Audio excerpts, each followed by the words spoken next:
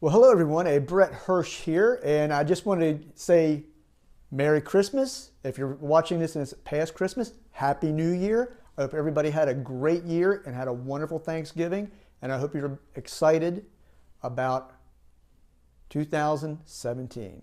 So, first we got to deal with 2016. So I thought I'd throw a few last minute tax tips together for you, a little bit of last minute tax planning for individuals. Before we proceed, before I proceed or you proceed, just remember this is for informational purposes only. Does not constitute tax advice. Remember, taxes are very complicated, so do not act on this or any advice without first seeking qualified professional assistance. And remember, advice is often worth what you pay for it. So let's look at the tax savings here. How much can you save from some last minute deductions or last minute reductions in taxable income? Well, that savings is really going to depend on your tax bracket. And usually we have a marginal tax system. So it really it depends on where your final dollars are coming in that marginal tax bracket. But in general, per $1,000 decrease in taxable income is going to save you between $100 and $390 in federal tax. And also remember, if we're able to reduce items on the first page, or if you're able to reduce items on the first page of your tax return, your 1040, oftentimes it'll also save you in state taxes. Not all the time, but some states like mine, which is West Virginia, their taxable income in West Virginia starts with your adjusted gross income from your federal return. Other states vary a little bit to allow you to itemize some deductions. That's not true here. Some states have no tax at all. But just remember, we can save you in federal and state, or you can save in federal and state with some last minute effective tax planning. First tax planning tip, retirement contributions. You got a 401k or similar account, take a look at it and see if you've maxed it out yet.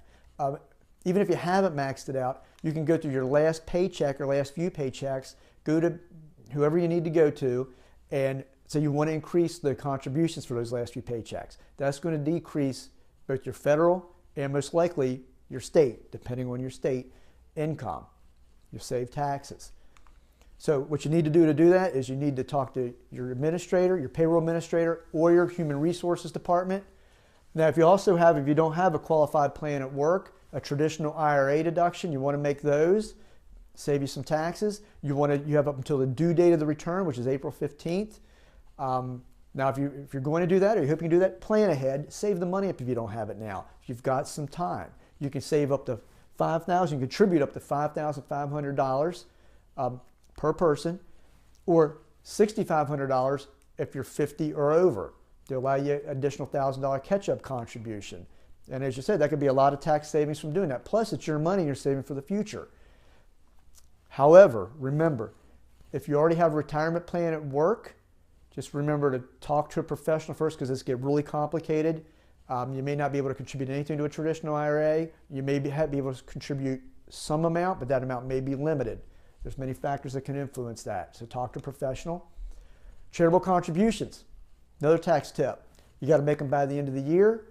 Generally, you're going to have to itemize deductions to take advantage of this. So if you're somebody who doesn't itemize deductions, this may not be as beneficial for you tax-wise, but it's always a good idea to give. It's always a good idea to have a giving heart.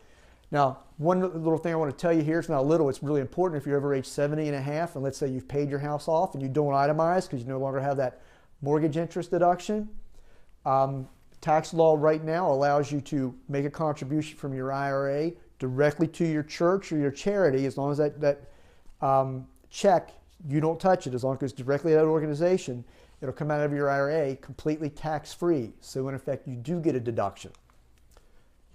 Remember, your charitable contributions have to be made to a qualified organization. You can contribute cash or check, or you can make a non-cash contribution. If you're going to contribute cash, I hope you don't. Now, you can also do a debit card or credit card also. That'll give you more of a paper trail.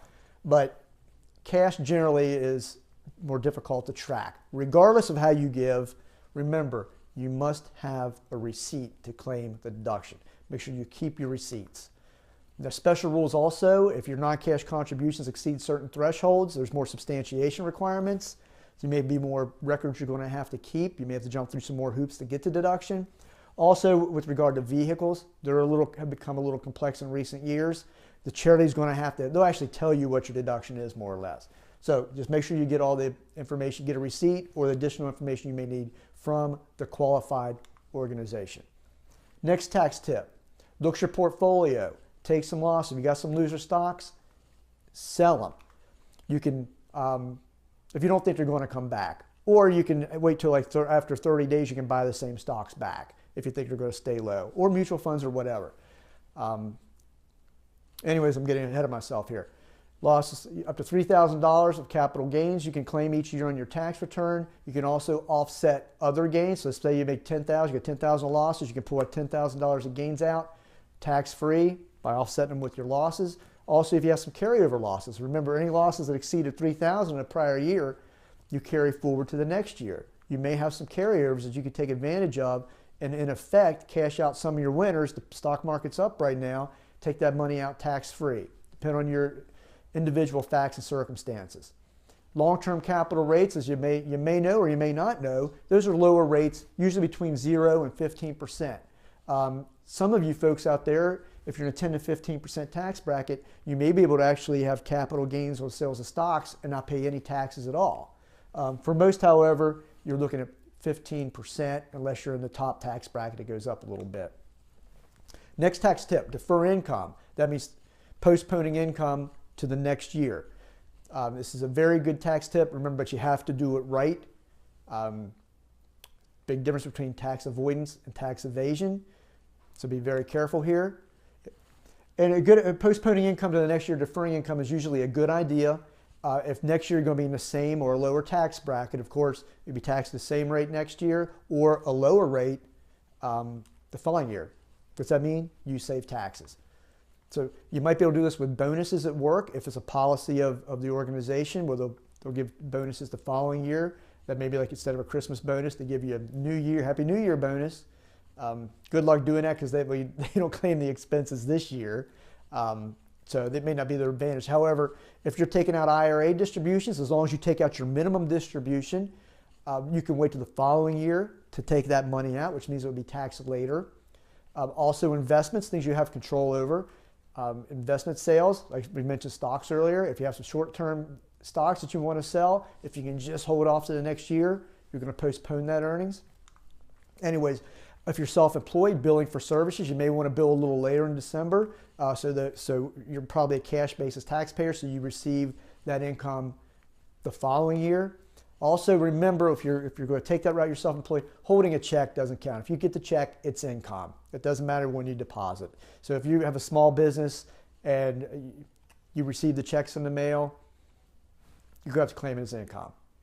Making a deposit doesn't work. The IRS knows that folks do that. They'll catch it pretty quick. Okay, 529 plans. Doesn't necessarily save you on federal taxes. However, it can save you on state taxes if it's state sponsored. You can give up to $70,000 per child. That's a pretty good bid, isn't it? $70,000 per child, usually where they max out per child. I believe that's in total contributions.